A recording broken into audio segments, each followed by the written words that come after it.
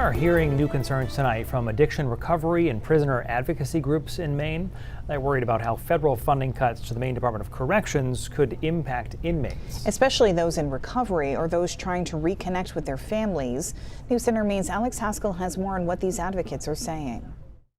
People do go into jail and enter recovery at the same time. That's why Tom Doherty, executive director of Milestone Recovery, says addiction treatment inside Maine's prisons is critical. When someone is ready for treatment, we have to be ready there to deliver it. But some of that support could be in jeopardy. This week, U.S. Attorney General Pam Bondi announced the Trump administration is pulling what it calls non-essential federal funds from the Maine Department of Corrections.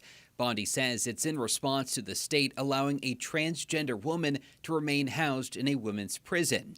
One of the grants being cut helps improve substance use treatment for adults leaving prison, a time Doherty says is especially risky for those in recovery. The temptations that got you into jail don't go away, and so you need to have strategies and abilities to be able to resist those temptations if you want to go down the road to recovery. Another grant on the chopping block focuses on supporting incarcerated parents and their children. The needs for this population is real. Joseph Jackson is the executive director of the Maine Prisoner Advocacy Coalition.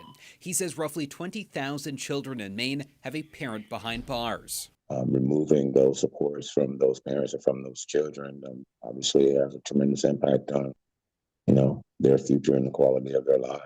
The Maine Department of Corrections says it's still evaluating the impact of the cuts, but advocates fear these decisions will hurt people at one of the most vulnerable points in their lives and could make it harder for them to get back on track. Alex Haskell, News Center, Maine.